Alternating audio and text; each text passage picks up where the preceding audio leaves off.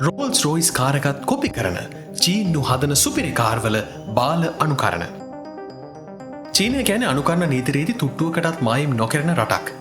මෝටරත කර්මාන්තය ගැන ගත්තොත් නම් මේ අනුකරණයන් කරන එක කජුකනවා වගේ ලෙහෙසි වැඩක්. මොකද රටෙන් පිටත ඉන්න බොහෝ වාහන නිෂ්පාදකයන්ට මේ වගේ අනුකරණයන් වෙනුවෙන් චීන අධිකරණයක නඩු පවරණ හැකියාවක් නැහැ. මේ සමහරක් කොපි කිරීම්වල මිල ඉතාම අධිකයි.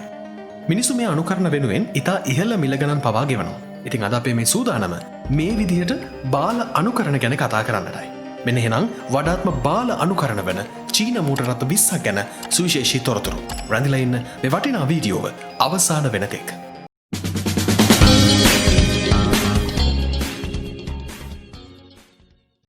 අංක 20 Huenso C60 Hyoso. Lamborghini Urus කියලා කියන්නේ සිහින කාරකක් බවට කිසිම විවාදයක් නැහැ. සුකෝපභෝගී බව, ක්‍රීඩාශීලී බව වගේම ඉහළ මට්ටමේ හැකියාවන් කෙනුත් සමන්විත මේ කාරක ලෝකේ ප්‍රථම සුපර් ස්පෝර්ට් මෝටර රථයක් වෙනවා. මේ කාරකයේ මිල ඩොලර් ලක්ෂ 2ක් තරම් ඉහළ අගයක් නිසා මේකට ආස කරන බොහෝ දෙනෙක්ට මෙන්න එකක් මිලදී ගන්න එක සිහිනයක්. ඒ චීන සමාගම් කිහිපයක්ම මේ සුපිරි මෝටර රථයේ බාල අනුකරණයන් වෙළඳ පොළට නිකුත් කරනවා. ඒ වගේ එකක් මුල්ම වතාවට නිකුත් වුණේ ඊටාම සැකසහිත විදිහට නියම මෝටර රථයේ වෙළඳ පොළට ඇවිත් අවුරුද්දකට පස්සේ. මේ කාර් දෙකේ ග්‍රිල් හෙඩ්ලයිට්ස් වගේම සම්පූර්ණ සැලැස්ම දිහත් ඔබ විමසිල්ලෙන් බැලුවොත් ඒ දෙකේ සෑහෙන සමානකම් තියෙනවා කියලා ඔබට පෙනේ. කොටිම කිව්වොත් ඒ අනුකරණය යුරේස් එකේ මධ්‍යම ප්‍රමාණයේ ප්‍රතිනිර්මාණයක් වගේමයි. ඒ වගේම නියම මෝටර රථයේ වටිනාකමෙන් 10න් එකක් විතර ගෙවලා ඔබටත් මේ සුපිරි කොපි කාර් එකක් මිලදී ගත හැකියි. අංක 19 Geely GE. Geely GE කියලා කියන්නේ පොඩ්ඩක් විතර රෝල්ස් රොයිස් වලට නෑකම් කියන වාහනයක්. ඒත් කොහෙත්ම රෝල්ස් රොයිස් වල ගුණාත්මක භාවයට කිට්ටු වෙන්න නම් ඒකට හැකියාවක් නැහැ. පෙනුමෙන් නම් Geely GE එක රෝල්ස් රොයිස් එකට සෑහෙන සමානයි. සුවපාසු ආසන, කාපට්, වයින් කැබිනට් වගේ බොහෝ දේවල් මේ කාරකෙත් පිහිටලා තියෙනවා. Geely සමාගම සම්භාව්‍ය සංස්කෘතියට අත්පොත් තියන්නේ මේ GE ආගමනයත් එක්කමයි. ඒත් රේඩියේටර් වැස්ම, ලාංඡනය, සම මුහුණත වගේ ගොඩක් දේවල් රොයිස් එකට සෑහෙන සමානයි. ඒතකම රෝල්ස් රොයිස් එකේ වැදගත්ම අංගයක් වෙන තරුවලින් අලංකාර වූ ඇතුළත වහල පවා GE රථයට පිටපත් වෙලා තියෙනවා. ඉතින් මෙන්න මේ වගේ සෑහෙන සමාන Geely එකක් ඩොලර් 30000කට මිලදී ගන්න හැකියාව තියෙදී නියම රෝල්ස් රොයිස් එකක් වෙනුවෙන් ඩොලර් ලක්ෂ 3.5ක් වියදම් කරන්නේ මොකටද කියලා මේක දකින කෙනෙකුට හිතුනොත් ඒක පුදුම වෙන්න දෙයක් නෙවෙයි. හැබැයි රෝල්ස් රොයිස් එකේ තියෙන සමහර සුවිශේෂී දේවල් නම් මේ බාලකාරකෙන් ඔබ බලාපොරොත්තු වෙන්න හිතන්නවත් එපා. අංක 18 Suzhou Eagle Carry. පෝෂ් එකක් ෆෙරාරි එකකින් වෙන් කරලා හඳුනගන්න එක ඔබට කවදා හරි අමාරුයි වගේ දැනෙලා තියෙනවා නම් ඔබ දකින්න ඕන කාර් එකක් තමයි Suzhou Eagle Carry කියලා කියන්නේ. ගෝල්ෆ් කාර්ට් වගේ විදුලි මෝටර රථ හදන්න සුප්‍රසිද්ධ සමාගමක් විසින් තමයි මේ කාර් එක නිෂ්පාදනය කරලා තියෙන්නේ. මේ අනුකාරක මෝටර රථය තත්පර 4.8ක් තුලදී පැයට සැතපුම් 0 ඉඳන් 62ක් දක්වා වේගවත් වෙන්න හැකියාව තිබෙනවා. මෝටර රථ විශේෂඥයන් මේ කාර් එක හඳුන්වන්නේ බාල වර්ගයක පෝෂ් එකක් කියලා. කැලිෆෝනියා ෆෙරාරි එකක මුහුණත සහ පෝෂ් කේමන් එකක වගේ පසුපස පෙනුමක් සහිත මේ ඊගල් එකේ ලාංඡනය පවා පෝෂ් එකට සෑහෙන දුරකට සමානයි. ඒ වගේම කාර් එකේ පසුපස නම සඳහන් කරලා තියෙන ආකාරයත් ලැජ්ජා සහගත විදිහට එක සමානමයි. අංක 17 Soti SR9. ඔරිජිනල් කාර් එක නිකුත් වෙලා වසර 2කට පස්සේ නිකුත් වුණු මේ කාර් එක පෝෂ් මැකාන් රථයේ කපාපු කළුවක්. සම්පූර්ණ සැලැස්ම වගේම ඇතුළත පැති කණ්ණාඩි, බම්පර්ස්, රූෆ් ලයින් එකත් එක හා සමානමයි. මේ දෙකේ තියෙන ප්‍රධානතම වෙනස්කම වෙන්නේ හෙඩ්ලයිට්ස්, ග්‍රිල් සහ රූෆ් රේල්ස්. මේ සමාගම මීට කලිනුත් මේ වගේ උසස් පැලැන්තියේ වාහන කිහිපයකම බාල අනුකරණ නිපද වෙලා තියෙනවා. SR9 එක උන් පොඩි වෙනස්කම් ටිකකට භාජනය කරන්න පරිස්සම් වුණා. ඒ එන්ජින් එකත් බොහොම කුඩා එකක්. කොහොමුණත් මේ අනුකරණයේ මිල නියම වාහනයේ මිල වගේ පහෙන් එකක්. අංක 16 Soti C700. මේ කාර් එක ටිකක් දැකලා පුරුදුයි වගේද. Soti සමාගම 2016 දී නිකුත් කළ C700 sedan මෝටර රථය Audi A6L මෝටර රථයට සෑහෙන සමානයි. ඒත් ගාන විතරක් නියම Audi කාර් එකෙන් 3න් එකක්. මිනුම් නම් ටිකක් වෙනස්. ඒත් සෑහෙන දුරට සමානයි. ඒ වගේම ඩෑෂ්බෝඩ් එකත් Audi A6L එකේ ඩෑෂ්බෝඩ් එකට හැමතිස්සෙම සමාන වෙන විදිහටයි නිර්මාණය කරලා තියෙන්නේ. අංක 15 K1. K1 මෝටර රථය K-Lone කියලා හැඳින්වුවත් වරදක් නැහැ. හැඩෙන් මේ වාහනය Mercedes-Benz GLA ක්ලෝන් එකකට සමානයි. නියම GLA එකට වඩා තරමක් පොඩි වුණත් මේ දෙකේම බර අතින් ගත්තම නම් රාතල් 3000ක් වගේ එක සමාන අගයක් තමයි පෙන්වුම් කරන්නේ. නියම Mercedes GLA එකේ තියෙන headlights, radiator grill වගේ ඒවා නම් හැමතිස්සෙම සමාන විදිහට K1 කාර් එකේ පිටපත් වෙලා තියෙනවා. හැබැයි K1 කියන මෝටර රථය සම්පූර්ණයෙන්ම විදුලියෙන් ධාවනය වෙන එකක්. අමුතුම දේ වෙන්නේ විදුලියෙන් ධාවනය වුණත් Mercedes GLA එකේ වගේම දුම් පිට වෙන ස්ථාන දෙකකුත් මේ කාරකයේ නිර්මාණය කරලා තියෙන එකයි. අංක 14 Geely Mary 300. මෙතනදී නම් ඔවුන් පැහැදිලිවම Mercedes-Benz C-Class එක කොපි කරලා ඇති බව තමයි බොහෝ දෙනාගේ අදහස වුණේ. ඔවුන් අඩුම ගානේ පුංචි වෙනසක්වත් කරන්න උත්සාහ කළා තිබ්බේ නැහැ. ඉදිරිපස පෙනුම නම් හුඩ් එක මත තිබෙන ඕනමන්ට් එකේ ඉඳලම හැම අතින්ම එක සමානයි. එකම වෙනස Geely මෝටර් රථය නියම Benz එකේ මිලියන් 3න් එකක් විතර වෙන එකක් නිසායි.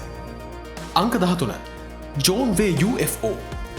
John Way සමාගම මේ නිර්මාණය ගැන නැවත සලකා බලනවා නම් තමයි වැඩිය හොඳ. මොකද ඒක ගොඩක් දුරට Toyota Raffle රථයට සමානයි. කෙනෙක්ට තර්ක කරන්න පුළුවන් ඔවුන් යල් පැනපු Toyota ඩිසයින් එකක් යොදාගත්තා කියලා. ඒත් මේ මෝටර් රථය දෙවෙනි පරම්පරාවේ Raffle එකක අනුකරණයක්. මිලාතින් ගත්තම Raffle රථයක් $31,000ක් වෙද්දී UFO එකක් $18,000කට විකිණෙන නිසා Toyota සමාගමට යුරෝපය තුල පවා මේ වර්ගයේ අනුකරණ එක තරඟ කරන්න බැරි තත්ත්වයක් තමයි වර්තමානයේදී උදා වෙලා තියෙන්නේ. අංක 12 Lifan 320. චීන මෝටර් රථ සමාගමක් වන ලිෆන් කියන්නේත් අනුකාරක මෝටර් රථ නිපදවීමේ කලාවේ කෙළ පැමිණි උදවියයි. ඔවුන්ගේ ලිෆන් 320 මාදිලිය බොහෝදුරට Fiat 500L මෝටර් රථයට සමානයි. වෙනස් පාටක වහලය, රවුම් හෙඩ් ලයිට් සහ ඩෑෂ්බෝඩ් එක මිනි කූපර් එකටම සෑහෙන සමානයි. මේ වර්ගයේ මෝටර් රථ වෙළඳපොලේ තියෙන අනාරක්ෂිතම මෝටර් රථ විදිහටයි හඳුන්වන්නේ. ලැටින් NCPA දර්ශකයට අනුව ඒකට ලැබෙන ලකුණු ප්‍රමාණය 5න් බිඳුවක්. ඉතින් ඔබ ආරක්ෂාව ගැන එතරම්ම වද වෙන්නේ නැතිනම් $24,000කට Fiat එකක් ගන්නවා වෙනුවට $7,000කට ලිෆන් එකක් බොහොම පහසුවෙන් මිලදී ගන්නට පුළුවන්. අංක 11 ලිෆන් ෂෝඩ්ලන් MPV. මේ කාර් එක Ford X-Max එකේ අනුකරණයක්. සම්පූර්ණ සැලැස්ම, රූෆ් ලයින්, ඉදිරිපස වින්ඩ්ෂීල්ඩ්, තුන්වෙනි සයිඩ් වින්ඩෝ එක වගේම දොරවල් හරහා නිර්මාණය වෙලා තියෙන හැඩති රේඛාවත් Ford එකෙන් කොපි කරපු ඒවමයි. මිලාතින් ගත්තොත් නියම මෝටර් රථයෙන් 3න් එකක් වුණත් ඔබ ආරක්ෂාව ගැන බද වෙන කෙනෙක් නම් මේ වගේ අනුකරණයක් මිලදී ගන්න එක ඔබේ නුවණට එච්චර හුරු වෙන එකක් නෑ. අංක 10 Chery QQ.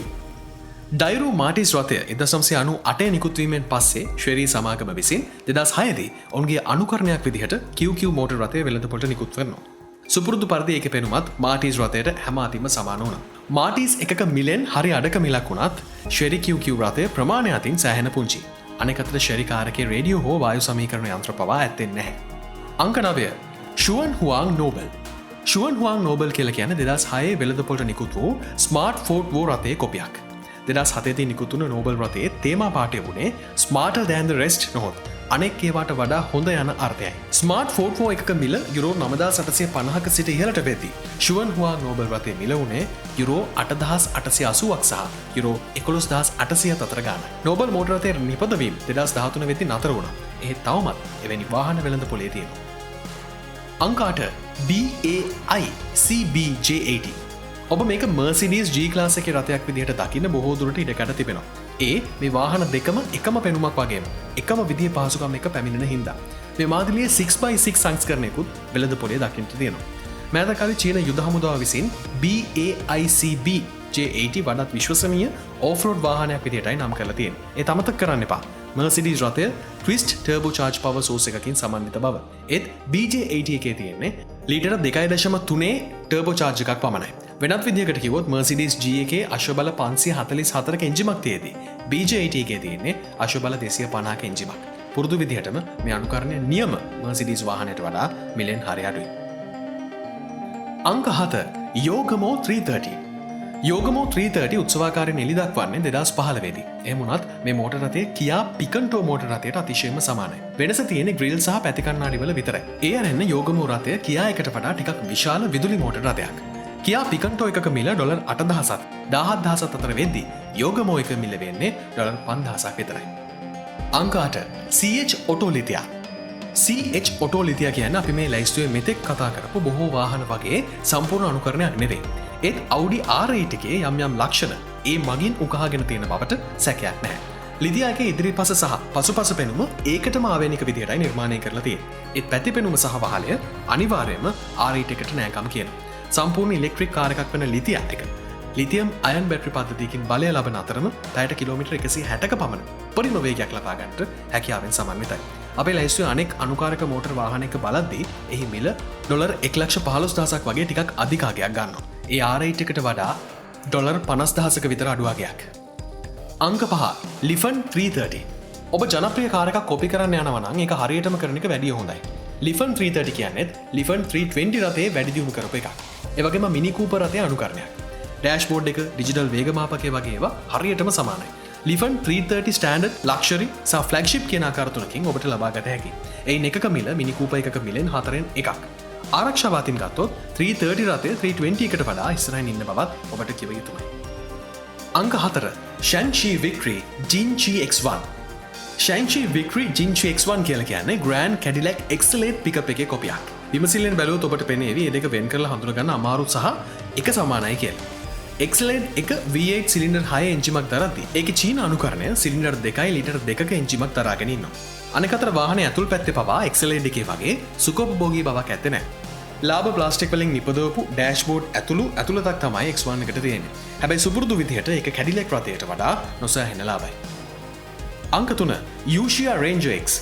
2015 ජූලි මාසයේ යූෂියා සමාගමේ ප්‍රධාන විධායක නිලධාරියා වුණු හුවං ෂූ යං කියන 28 හැවිරිදි තරුණයා අධිබලති ඉලෙක්ට්‍රික් සෙඩාන් රථයක් හඳුන්වා දුන්නා. එය මොඩල් S රථයට තිශයම සමානයි.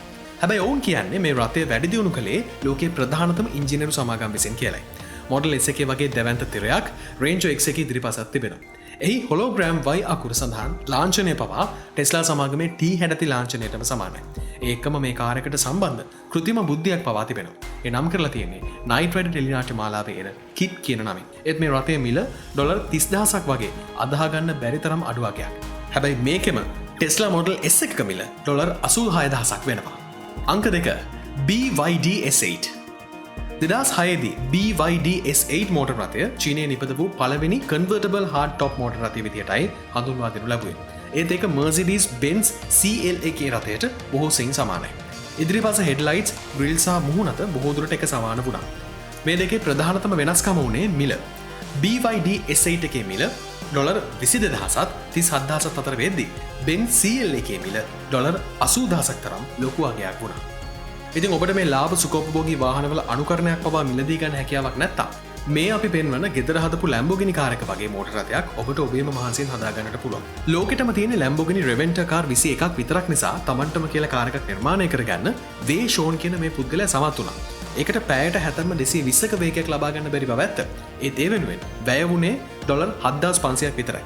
ඒක ඇත්ත Lamborghini Reventa එකකට ඩොලර් මිලියනයක් ගෙවනවාට වඩා හැම අතින්ම ලාභදායකයි. අවාසනාවකට වගේ ඔහුගේ මේ නිර්මාණය මාර්ගයේ ධාවනය කරවන්න අවශ්‍ය අවසරය ඔහුට ලැබුණේ නැහැ. අංක 1 Landwind X7. Landwind X7 පිළිබඳව මුලින්ම කතා බහ කරන 2017 දී. මොකද ඒක ඊට වසර කිහිපයකට කලින් නිපදවුණු Land Rover Evoque එක වගේම වුණ නිසා. සාමාන්‍ය පෙනුම සහ පින්තරුව කියන දෙකම එක වගේමයි. වෙන එකක් තියා හුඩ් එක මත තිබුණු බ්‍රෑන්ඩ් නේම් එක පවා එක හා සමානයි. හෙඩ්ලයිට් වල නම් පොඩි වෙනස්කමක් එක්ක නිර්මාණය කරලා තිබුණා. කොහොමුණත් මේ දෙක එක ළඟ තියෙද්දී නියම වාහනයෙන් අනුකරණය වෙන් කරලා හඳුනගන්න සෑහෙන අමාරුයි.